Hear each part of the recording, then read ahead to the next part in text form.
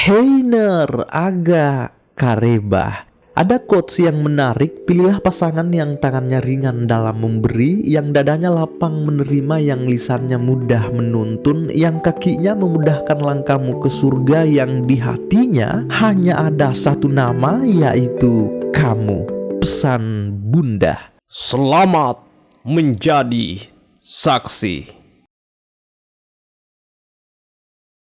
Di awal kita melihat anak yatim piatu tengah menjalankan perintah seorang rentenir, yaitu menagih utang pada seorang pria tua bernama Saripudin. Ngerinya jika orang ini tidak mau membayar utang, ia tak segan-segan akan dihajar habis-habisan sampai ia benar-benar mau mengeluarkan seluruh uangnya yang tersisa. Namun karena si Saripudin ini memang sama sekali tidak memiliki apapun kecuali uang receh di sakunya, tukang pukul ini pun tambah menghajarnya sampai ia babak belur. Kasihan si Saripudin, tapi bagi orang ini tak ada kata ampun. Ia terus memukuli Saripudin sampai Saripudin benar-benar sangat memohon jika ia tidak memiliki apa-apa kecuali nyawa dan pakaian yang ia gunakan sekarang. Malah ia makin diancam hingga Saripudin memutuskan untuk mengakhiri hidupnya, membakar dirinya lalu terjun dari gedung.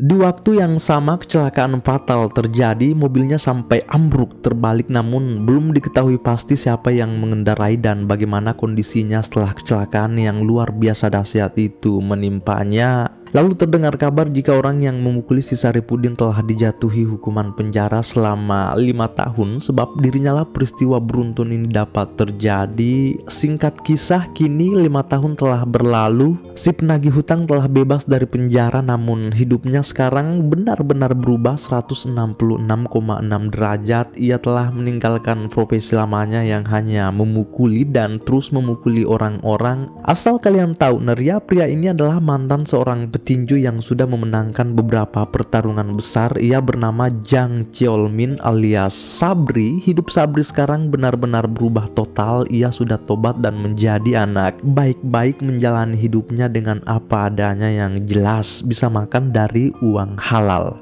Dan karena ia tidak mempunyai orang tua maupun tempat tinggal yang tidak jelas, di setiap pagi Sabri mengantar galon ke rumah-rumah atau perusahaan. Di malam hari ia bekerja sebagai juru parkir demi sesuap nasi. Berbicara dengan wataknya Sabri ini, ia sangat pendiam, sabar, kalem. Kegiatannya hanya satu jika sedang menjaga di gerbang parkiran, yaitu menonton film atau pertandingan tinju, sebab ponsel pun ia tak punya. Sedikit memberitahu jika sebelumnya orang yang bekerja sebagai juru parkir di sini adalah seorang kakek bernama Sugiono, dan biasanya kakek Sugiono ini dikunjungi oleh seorang gadis buta bernama Jang Cheolmin alias Lisa. 안 했죠. 귤? 아 그리고 이건 양갱? 내꺼. 누구세요? 할아버지는요? Kebetulan sekali malam ini Lisa, si gadis cantik buta yang dimaksud, ternyata datang untuk memberi kakek Sugiono kue andalannya serta beberapa buah jeruk. Lisa kaget karena ternyata ia mendengar suara baru dan langsung mempertanyakan di mana kakek. Lisa biasanya memanggilnya paman. Sabri berkata jika ia telah berhenti kerja dan saya sebagai pengganti barunya. Takut diapa-apain, Lisa langsung pergi dengan tongkat putihnya. Dari dalam loket, Sabri terus memandangi Lisa. Selain ia juga telah menyadari jika Lisa adalah gadis buta, dan karena sekarang hujannya cukup deras, Sabri pun keluar memanggil Lisa untuk kembali ke loket nonton sambil menunggu hujan redakan. Lisa benar-benar mau sebab ia merasa jika si Sabri ini pasti orang baik. Lisa dapat mengetahui itu dari nada suara Sabri yang terdengar sopan dan penuh keikhlasan. Sabri cukup terperangah melihat Lisa yang selalu tersenyum dan ceria, seolah-olah ia sangat menikmati alur cerita film ini. Padahal ia hanya bisa mendengar suara dari sang aktor saja. Pandangan Sabri terus berpusat padanya sebab sepertinya ia kagum dengan Lisa. Memiliki banyak kekurangan alias buta, namun auranya selalu ceria dan penuh semangat. Lalu Lalu ketika hujannya sudah mulai reda, Lisa pun pamit. Ia sempat memberi Sabri kue yang dibawanya. Lisa ini bekerja sebagai telemarketing atau bagian komunikasi pemasaran. Di kantor Lisa nampak selalu didekati dengan atasannya yang bernama Lias. Entah Lias ini naksir atau bagaimana, yang jelas ia selalu mendekati Lisa. Sedang Sabri yang kini sudah memiliki tempat tinggal sederhana sedang siap-siap untuk menemui mantan direkturnya Pak Samusa di dunia pertinjuannya dahulu. Maksud Sabri kemari ya ingin meminta maaf karena telah menghilang tanpa kabar, tanpa alasan selama bertahun-tahun lamanya. 누구냐? 여기 한번 봐봐라. 미드급 청정기 K여성. 오랜만이다. 엄청 잘 나간다. 어려운 발걸음 하셨는데 몸 좀 풀고 가지. 할게요. 1라운드만 뛰어봐. Orang-orang di sini termasuk direkturnya Pak Samusan menyuruh Sabri untuk kembali mencoba bertarung di atas ring dengan bintang baru atau jagoan di sini yaitu Tai. Namun Sabri menolak, ia benar-benar sudah tidak mau terjun di dunia pertinjuan lagi sekarang dan memilih kembali jadi juru parkir. Lisa ternyata juga ada di sana. Ia datang nonton sambil mengajak Sabri ngobrol-ngobrol. Sepertinya Lisa ini ingin kenal lebih dekat lagi dengan Sabri, mungkin karena ia dapat memahami jika Sabri adalah orang baik. Apalagi Lisa itu memang sama sekali tidak memiliki siapa-siapa dalam hidupnya kecuali Paman Sugiono. Namun terdengar kabar jika sekarang ia sudah pulang ke kampungnya. Sembari nonton bareng, hidung Lisa tiba-tiba mengendus-endus karena mencium bau tak sedap. Ia menyuruh Sabri untuk membuka jendela saja. Lama-lama baunya makin menyengat. Lisa hanya berusaha untuk bersikap tidak melukai perasaan siapapun di sini. Lalu Sabri yang sadar sendiri jika sumber bau menyengat itu dari kakinya. Sepatunya sudah beberapa tahun tidak pernah ia ganti atau ia cuci karena keterbatasan ekonomi. Rambutnya ambur-adul, bedak alaminya entah sudah beberapa senti tak disadari. Bulu hidung Lisa mulai rontok berjatuhan. Terpaksa Sabri keluar membuka sepatu lalu mencuci kakinya. Setelah itu ia kembali menemui Lisa di loket yang ternyata sudah mau pamit pulang. Sabri sempat memberinya buah persik sambil tersenyum. Lisa berterima kasih untuk malam ini lalu ia pun pergi karena tidak ingin mengulangi hal yang sama. Besoknya Sabri membeli sepatu baru. Ia sedikit memiliki tabungan yang cukup untuk membeli sepatu naik KW Super ini.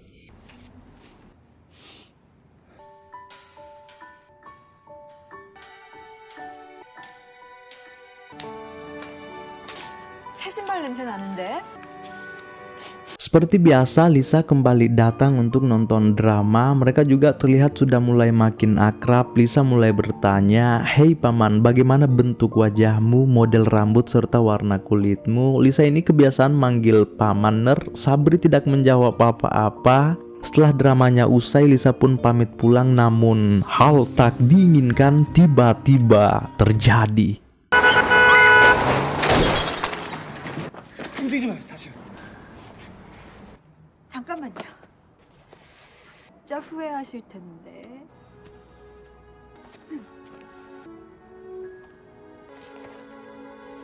Wah, baik sekali Sabri ini melihat Lisa pincang akibat terkena beling. Ia pun menggendongnya menuju tempat tinggal Lisa. Ternyata cukup jauh dari loket parkir tempat Sabri bekerja. Sabri sudah ngos-ngosan, kata Lisa, kalau melihat pertigaan dan salon kecantikan belok kanan dan terus saja. Tuh, lihat jalurnya yang setiap malam dilalui Lisa jika ingin menemui Sabri di loket parkiran. Luar biasa. 후회할 거라 그랬죠?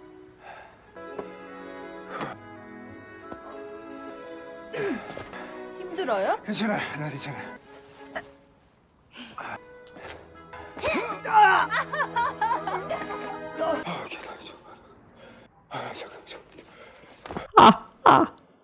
Mandi keringat si Sabri. Lisa melihatnya malah ketawa ketiwi. Di sini Sabri tidak langsung pulang sebab Lisa minta tolong, katanya air pembuangannya tersumbat, entah apa penyebabnya. Sabri pun masuk Magar Rambang di mana lubang pembuangannya. Setelah ia cari-cari dan menemukannya, ternyata penyebabnya adalah kain kuning. Setelah Sabri memerasnya, ia baru menyadari jika ternyata itu celana dalam Lisa yang hendak dicuci. Lisa sampai ketawa terbahak-bahak mendengar itu. Lalu Sabri pun pulang. Semangat sekali ia turun melewati tangga panjang, ia persis orang seperti sedang jatuh cinta. Sedang Lisa di rumahnya kini juga sedang senyum-senyum sendiri, mungkin karena hatinya sedang merekah atas hadirnya Sabri dalam hidupnya, entahlah.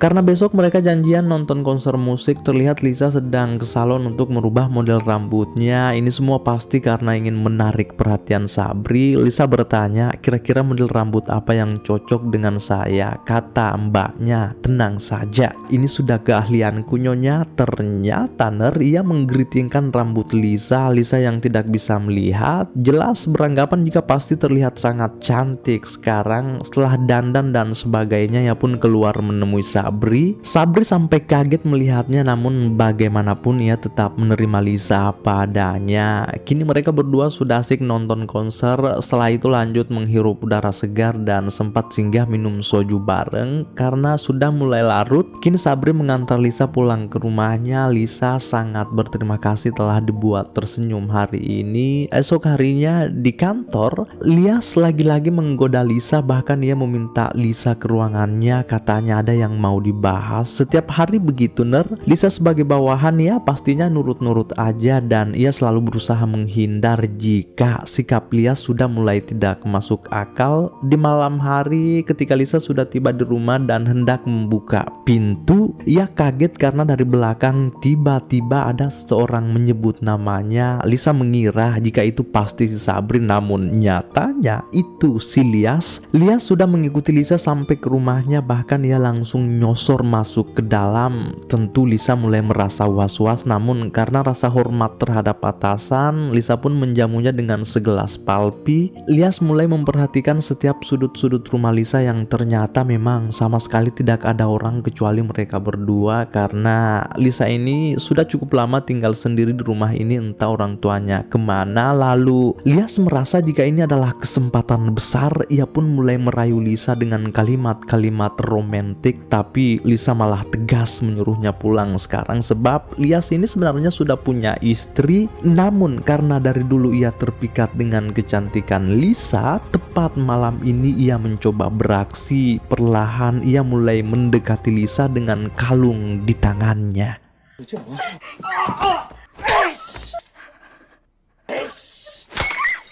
Kurang ajar, Lias ini ternyata mau mencumbui Lisa. Lisa sudah nangis ketakutan entah mau minta tolong ke siapa, sementara Lias sudah merajalela.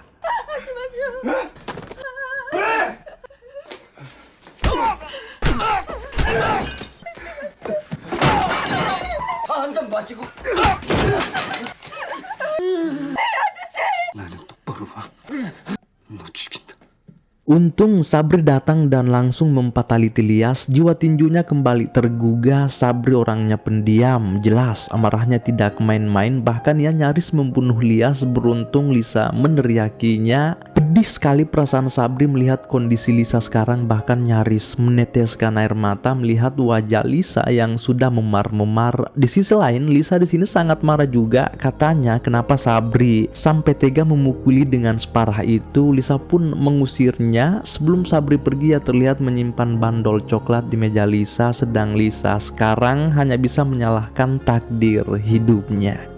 Di hari-hari berikutnya kemanapun Lisa pergi termasuk ke tempat kerjanya, Sabri diam-diam selalu mengikutinya dari belakang. Jelas ini adalah sebuah pesan jika Sabri ini pasti sudah jatuh hati dengan Lisa, si gadis buta cantik dan berhati bening. Sampai di suatu hari Sabri mendatangi rumah Lisa sambil membawa seekor anjing yang diberi nama Dingga. Setidaknya Dingga bisa menemani kesendirian Lisa di rumah ini. Sabri yang sangat mengerti jika kondisi mental Lisa sekarang pasti berantakan setelah kejadian itu, Sabri pun mengajaknya keluar bertamasya menggunakan mobil pick up pengangkut galon milik bosnya. Sabri mengajak Lisa ke tepi danau, di mana tempat ini adalah tempat pelarian Sabri jika pikirannya sudah terlalu berat. Meski Lisa tidak bisa menikmati pemandangan yang menakjubkan ini, setidaknya ia bisa merasakan hembusan angin dan kesejukan yang damai.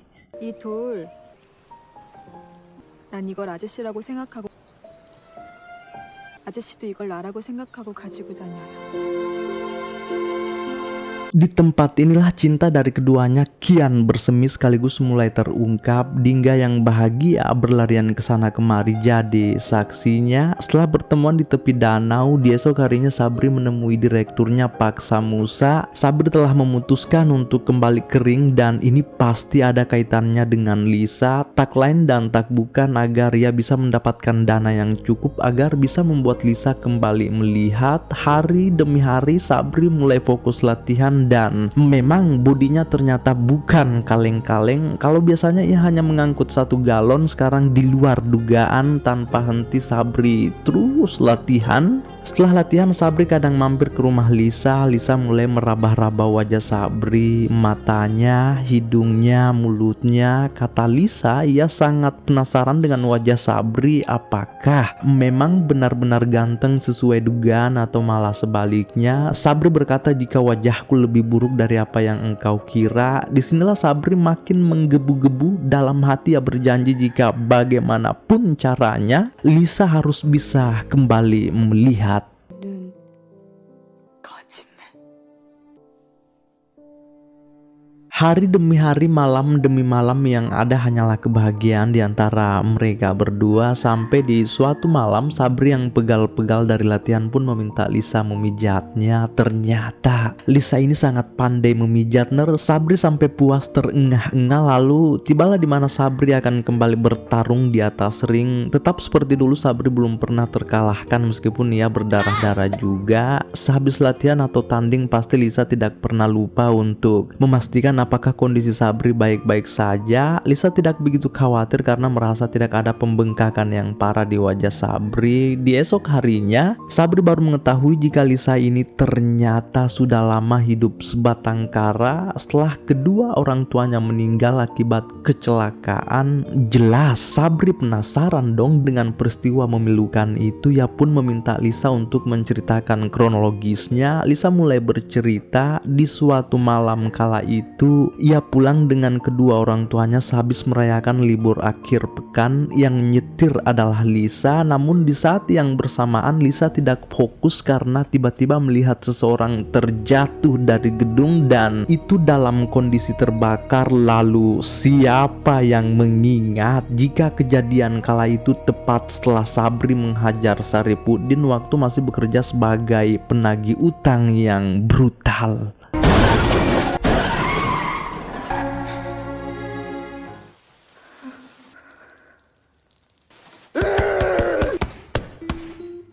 그럼 좋은 사람도 보내주지.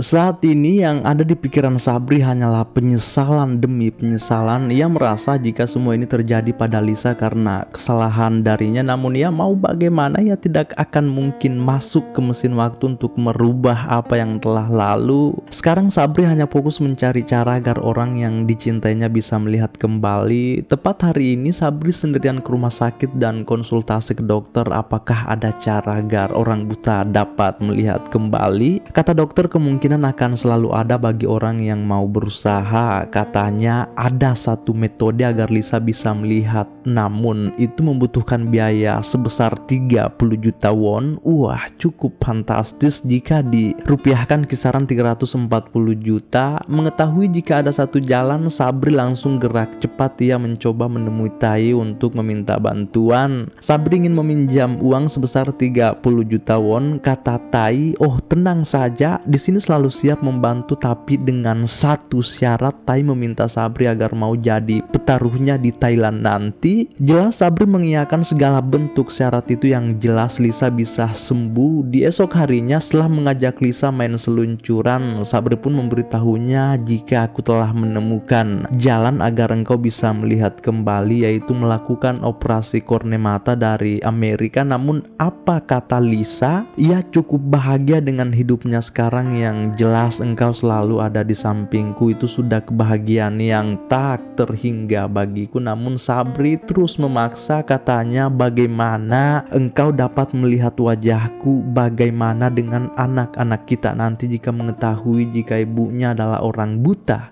Dengan begitu Lisa balik bertanya, lalu dari mana kita dapat uang sebanyak itu? Sabri berkata, tenang, aku punya tabungan untukmu Ayang. Pada akhirnya Lisa siap dengan keputusan Sabri. Terlihat Sabri telah diberi uang muka juga serta ponsel dari pihak Tai. Sabri diberitahu jika ini adalah permainan rahasia yang akan digelar di Thailand, maka agar tidak ketahuan oleh pemerintah Thailand, Sabri disarankan untuk mengganti identitasnya biar semua dapat berjalan sesuai apa yang diharapkan. 이 말이에요. 알겠어요. 알겠습니다. 격투기 시합이랑 똑같은데. Tidak mengulur-ulur waktu, Sabri telah membakar semua identitasnya dan diganti yang baru. Sebelum berangkat, Sabri terlebih dahulu mengantar Lisa ke rumah sakit karena operasinya juga sudah mau dimulai. 어디 안 갈 거지? 밖에 있을 거지? 갔다 올게.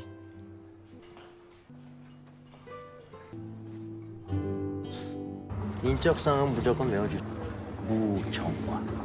Tanpa sepengetahuan Lisa, Sabri telah berangkat sendiri ke Thailand dengan nama barunya yaitu Jim. Tai telah menunggunya di tempat perjanjian, yaitu tempat paling rahasia di Thailand, tempat para mafia besar menghibur diri. Di tengah-tengah padatnya penduduk kota, Sabri telah dijemput oleh seorang pria botak memakai batik biru untuk segera ke tempat rahasia tersebut.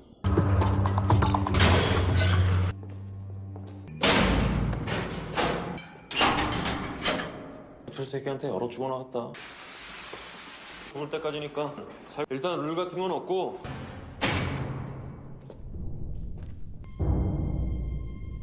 Wah, di luar dugaan ternyata ini adalah pertarungan yang tanpa aturan. Siapa yang bertahan maka akan selamat, siapa yang lemah pasti mati konyol. Sabri demi orang yang disayanginya, ia rela menyongsong kematiannya sendiri di atas jaring terkunci, sementara Tai serta lawan taruhannya sudah duduk manis untuk menyaksikan pertarungan yang sangat mereka tunggu-tunggu selama ini.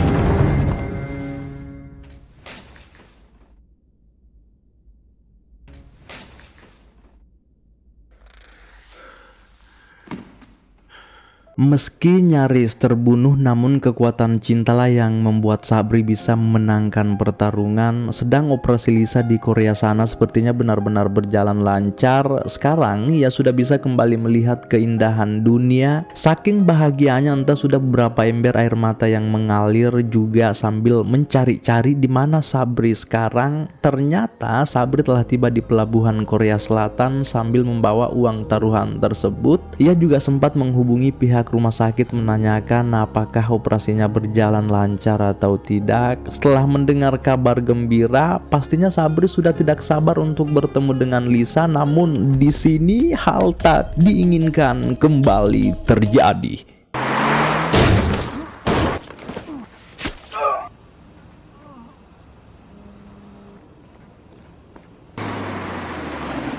Anjir, ternyata Tai ini sangat licik orangnya. Ia menghadang Sabri di pelabuhan lalu merampas kembali uang taruhan tersebut. Dalam peristiwa ini entah Sabri selamat atau tidak, sebab sudah berhari-hari Lisa kesana kemari mencarinya, namun sama sekali tidak ada kabar. Lisa mencoba ke tepi danau untuk menenangkan perasaannya sambil membawa batu cintanya. Sudah beberapa bulan Sabri belum ada kabar. Lisa hanya bisa mengukir wajahnya melalui tanah liat. Setidaknya ia bisa Lisa mengira-ngira jika mungkin beginilah bentuk rupa paman Sabri. Singkat kisah, 2 tahun telah berlalu, Sabri belum ada kabar. Lisa saat ini sudah pindah rumah dan tengah menjalankan bisnis kerajinan tangan serta jadi tukang urut sesuai keahliannya. Anjingnya juga sudah besar. Lalu di suatu hari Lisa ditelepon, katanya ada pasien baru mau diurut. Lisa pun langsung berangkat ke sana. Setelah sampai dan Lisa mulai mengurut pasien satu, ternyata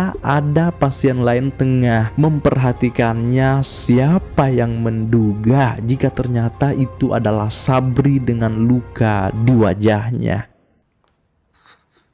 안녕하세요. 새로 오셨나 봐요. 여기 와서 한마디도 안 하더라고. 근육이 많이 빠지셨네요. 꼭 회복되실 거예요. Pedih, Lisa sama sekali tidak menyadari jika orang yang diurut itu adalah Sabri. Lisa pergi begitu saja, sementara Sabri yang bermasalah dengan suaranya tidak bisa berkata apapun selain meneteskan air mata. Bahkan menggenggam batu cintanya pun ia sudah tidak sanggup akibat terlalu dalam terluka demi orang yang dicintainya. Tapi takdir telah berkata lain. Beberapa hari telah berlalu, kondisi Sabri kini mulai membaik namun ia masih pincang. Di waktu yang sama Sabri tiba-tiba didatangi seekor anjing. Ternyata itu adalah Dingga.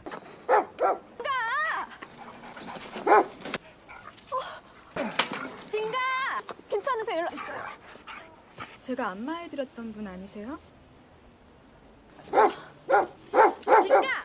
Wah, parah. Lisa masih belum menyadari padahal sudah banyak petunjuk untuknya. Ketika ia sudah pulang ke rumah, ia diberitahu jika ada pria pincang sempat mampir ke sini dan mengambil kura-kura Lisa di dalam toples bening miliknya. Disinilah Lisa baru menyadari jika orang pincang itu ternyata adalah Sabri, orang yang selama ini ia cari.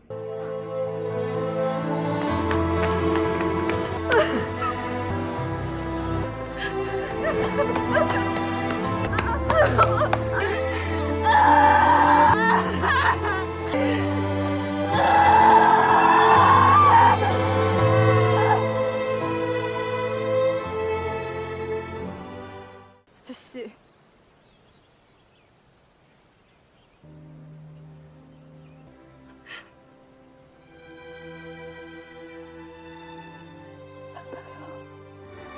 보고 싶었어요, 아저씨. 정아야, 사랑한다.